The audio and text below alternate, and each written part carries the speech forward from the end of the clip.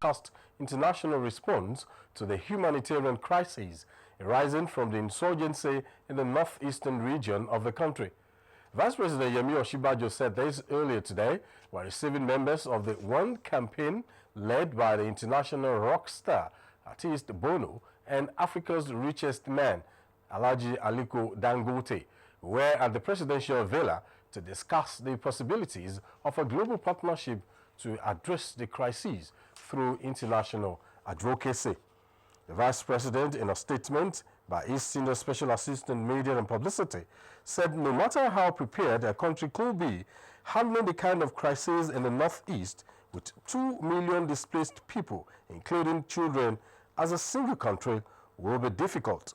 He added that a global partnership to address the situation should be coordinated and more focused on what is required to be done.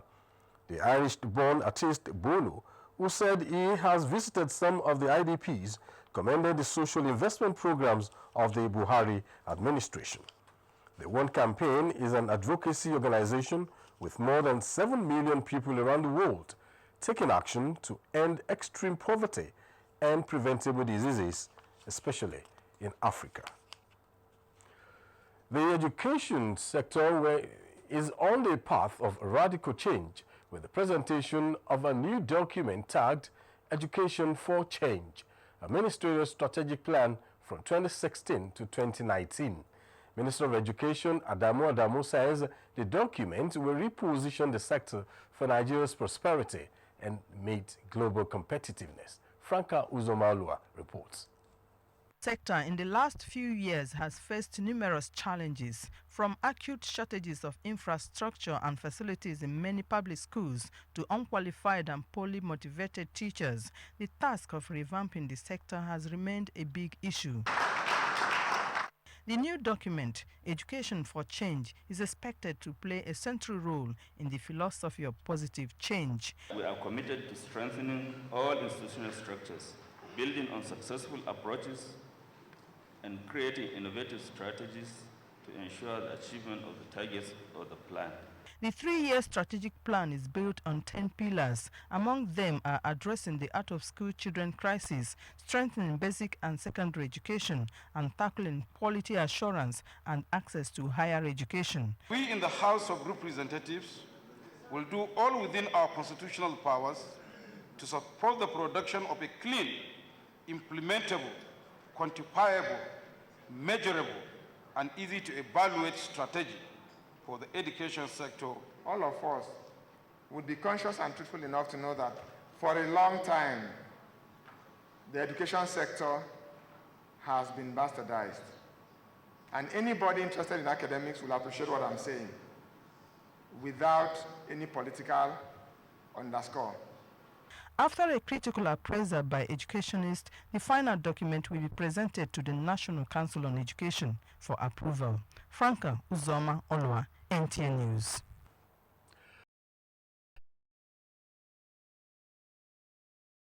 Of the art laboratory equipment was donated to upgrade the chemical engineering laboratory of Modibo Adama University of Technology to encourage research in the institution. Dr. Bonionu expressed his appreciation of the efforts made by National Office for Technology Acquisition and Promotion for its relationship with the private sector, which led to the donation of the equipment. It is what you found is a partnership that will help strengthen the role of science and technology. Utuku reports. With about 60% of human rights institutions in West Africa not accredited by the International Criminal Court, relevant authorities say there is need for ECOWAS state government to strengthen these institutions in order to address issues of human rights violations. It is in the hope of the Office of the High Commissioner that this 2016 General Assembly of National Human Rights of West Africa serves to remind speedy dispensation of justice, protection of the society from crime, as well as protection of the rights and interests of the suspect, defendant, and the victim, with a view to decongesting prisons in the country. The workshop therefore served as a platform for prison officers to creatively devise strategies of implementing the various provisions of the Act, irrespective of the numerous challenges faced by the institution. To have a better understanding of the Act itself, and therefore from this premise of a better understanding, the prison officers will be well equipped. They pay more than those in the city to get one of the biggest natural endowments in the world. The lean water sector is therefore swelling the number of packaged water in the country. Inseparable from water matters is sanitation. Over 130 million people, two-thirds of the entire population, do not have access to adequate sanitation. In records as well, around 68,000 children under age 5 die every year from diarrhea caused by unsafe water and poor sanitation. In the 2015 Millennium Development Goals, MDGs, relating to water, Nigeria was only able to make 69% as against 75% targets. This situation is no different in many other African countries.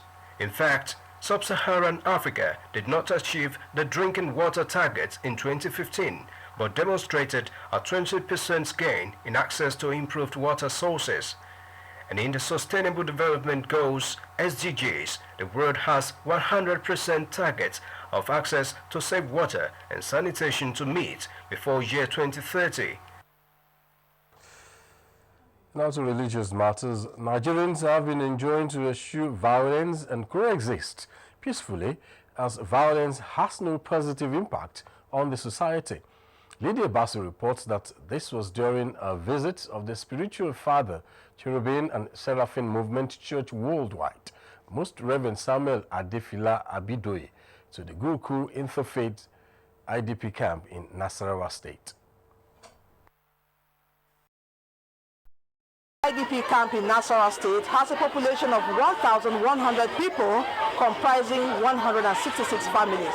Most Reverend Abidoye has been leading Cherubim and Seraphim Movement Church for 10 years since its founding 91 years ago. Lydia Bassi, NTA News.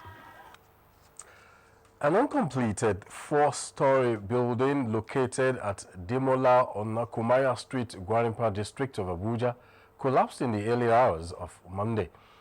Akimat Aliyu reports that rescue mission is ongoing as at the time of filing this report.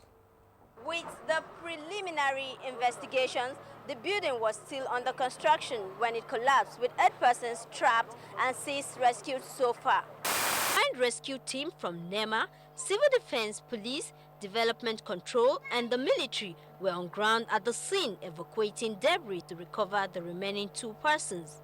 Around 12 a.m. and NEMA was called and deployed here immediately with the main equipment since yesterday in the night, providing rescue efforts. As of this morning, 6 people were rescued alive, and 2 more people who we think they are still alive are under the rebels. So we issued stop work. Sadly, this one happened. FHA has refused to always bring their drawings for vetting in development control. With this event, investigation will take place. A worker on the site, Kingsley Emmanuel, speaks. We've been working here since last year in the same, but the other building, we will be working there since many years. But this one, they started it last year, so we are the one doing the work. We came here this morning and we met like those that all the thing has collapsed. Although evacuation is still in progress, the place has been declared sealed. In Abuja, Hakimat Aliyu, NTA News. This is the news on NTA International, reaching you from Abuja, Nigeria's capital. We have more reports after the break. Do stay with us.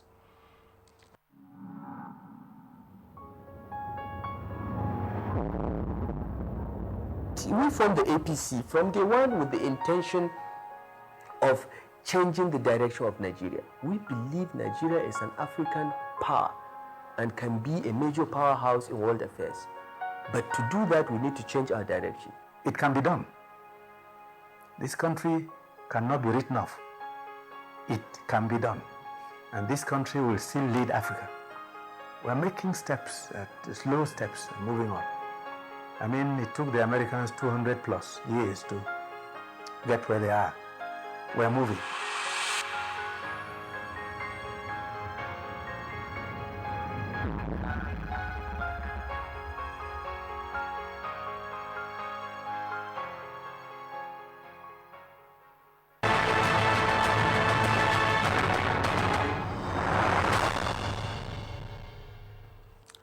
Thanks for joining us again. To ensure that the federal government further achieves efficiency and reduces wastage in its transactions, a 3-day workshop on electronic procurement has begun in Abuja.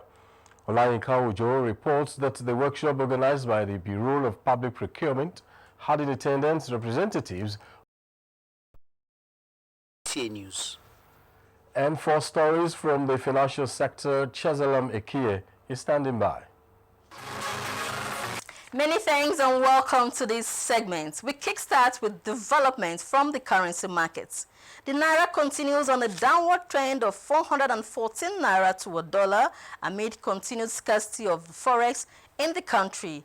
This development is coming barely 5 days after the Central Bank of Nigeria banned 9 commercial banks from the forex market for failing to remit about $2.3 billion into the Treasury single account, in line with government's directive.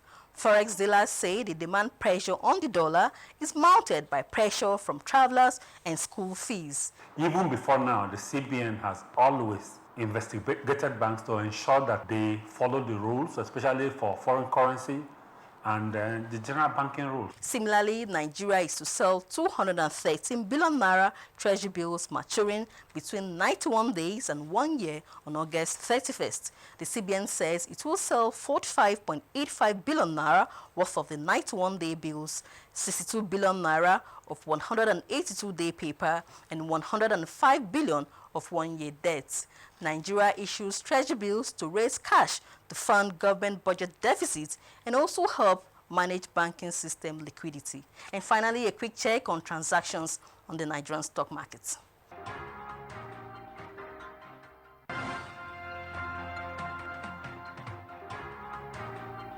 That's the package at this time. The news continues. I am Chiazalam Ekie. Please stay with us. Time now to join Basi Taipan for reports from other parts of the globe. From Germany comes a report that the German Chancellor says it is unacceptable for EU member states to refuse to accept Muslim refugees. According to her, every country must play their part in refugee crisis and a common solution must be found. Asylum seekers, she noted, can currently return to the first safe country they landed, in line with the EU countries' agreement. Reports say, however, enforcing this rule would mean some EU countries will have to take large number of people because of their geographical location. Arsonists have set fire to Belgium's National Institute of Criminology, causing an explosion, but no casualty was reported. A Brussels prosecutor said there were no immediate indications that a fire at the institute, which happened